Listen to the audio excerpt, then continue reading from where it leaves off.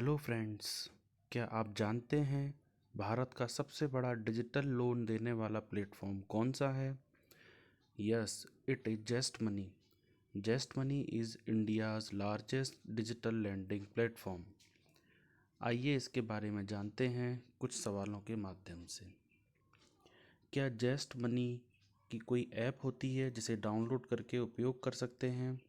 इसका जवाब है नहीं। डीलर्स के लिए कस्टमर का लोन अप्लाई करने के लिए कोई ऐप नहीं होती। डीलर को हमेशा एक लिंक प्रोवाइड किया जाता है जिस पर लॉगिन करके लोन की प्रक्रिया को पूरा किया जाता है।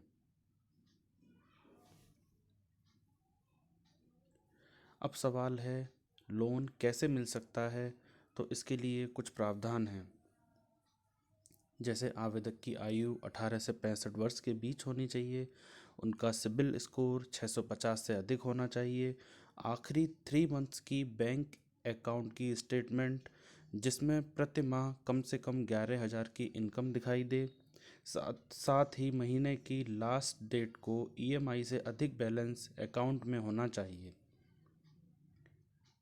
अब देखते हैं इसके लिए क्या क्या डॉक्यूमेंट्स चाहिए।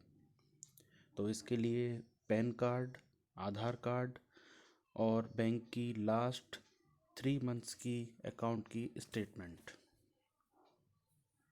दोस्तों, लोन कैसे करते हैं?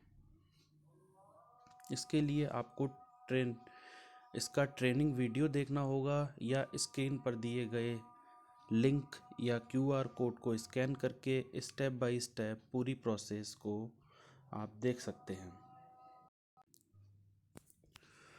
अगर आप डीलर हैं एंड लोन की प्रोसेस के लिए अगर आपने दिए गए लिंक पर लॉगिन कर प्रोडक्ट्स की डिटेल्स, क्वांटिटी, अमाउंट आदि अच्छे से फिल कर सबमिट भी कर दिया है, साथ ही एप्लीकेशन सक्सेसफुल का मैसेज भी अगर आपके पास आ गया है, तो क्या लोन अप्रूव्ड हो गया? नहीं। इसके बाद कस्टमर के मोबाइल नंबर एवं ईमेल एड्रेस पर एक लिंक आता है जिस पर क्लिक करके ईएमआई की टर्म सिलेक्शन एवं अन्य डिटेल्स कस्टमर के द्वारा फिल की जाती हैं, तब जाकर लोन अप्रूव्ड होता है। दोस्तों, इसमें डाउन पेमेंट कितना करना होता है? इसमें down payment minimum 20% and maximum 50% तक हम डाउन पेमेंट करना होता है।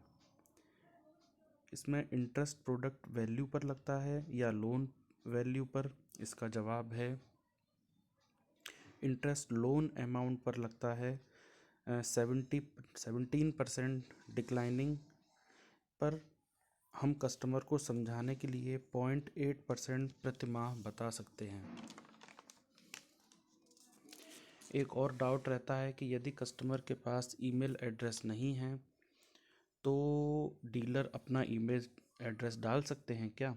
इसका जवाब है नहीं, ऐसा नहीं कर सकते। अगर कस्टमर की ईमेल आईडी नहीं है तो जीमेल आदि पर उनकी एक नई आईडी बना दें। क्या बैंक की ऐप से डिजिटल अकाउंट स्टेटमेंट निकाल कर उसको लगा सकते हैं इसमें? तो इसका जवाब है नहीं। बैंक से प्रिंट निकला हुआ 3 मंथ्स का लेटेस्ट अकाउंट स्टेटमेंट ही मान्य है जिस पर बैंक का स्टाम्प भी लगा हुआ होना चाहिए। अगर केवाईसी के दौरान आधार वेरिफिकेशन नहीं हो रहा है तो क्या करना चाहिए? फ्रेंड्स, आधार वेरिफिकेशन के लिए मोबाइल नंबर का आधार से लिंक होना ज़रूरी है। ऐसा नहीं है तो अनेबल टू वेरीफाई ऑनलाइन पर क्लिक करके डायरेक्ट आधार के सर्वर से वेरीफाई कर सकते हैं। दोस्तों, रीपेमेंट सेटअप करने के लिए नेट बैंकिंग सुविधा नहीं है, डेबिट का ऑप्शन भी नहीं दिख रहा है, तब क्या करना चाहिए? इसके लिए रीपेमेंट पेज पर आखिरी ऑप्शन साइड नाच NACH पर क्लिक करके नाच फॉर्म डाउनलोड करें एवं साइन उसी प्रकार करें जैसे सैंपल में दिखाया गया है, फिर उसकी फ़ोटो खींचकर अपलोड कर दें। दोस्तों, अगर बैंक स्टेटमेंट या नाच फॉर्म अपलोड करने में दिक्कत आए तो क्या करना चाहिए? इसके लिए आप जेस्ट सपोर्ट नंबर जो इसकी स्क्रीन पर दिखाया गया है इस पर चैट करें, कस्टमर का नाम एवं मोबाइल नंबर लिखें, स्टेटमेंट या नाच फॉर्म के लिए सपोर्ट मांगें। दोस्तों, बैंक वेरिफिकेशन के समय कस्टमर के बैंक का नाम लिस्ट में नहीं दिख रहा है और अन्य बैंक की लिस्ट में भी नहीं दिख रहा है, तो क्या करें? इसके लिए किसी भी बैंक पर क्लिक करके स्टेटमेंट अपलोड कर दें। अगर ऑप्शन में अकाउंट नंबर और बैंक का IFSC कोड डाल दें। कस्टमर के पास बैंक स्टेटमेंट नहीं है एंड स्टेटमेंट लेने में 2 दिन लगेंगे या किसी भी प्रकार का और कोई कारण से वह लोन जर्नी कंप्लीट नहीं कर पाता है, तो क्या होगा?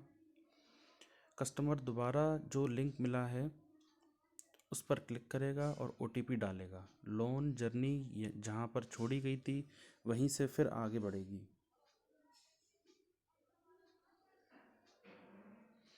दोस्तों, अब सबसे ज़रूरी बात ये है कि कस्टमर का लोन अप्रूव हो गया, ये कैसे पता चलेगा?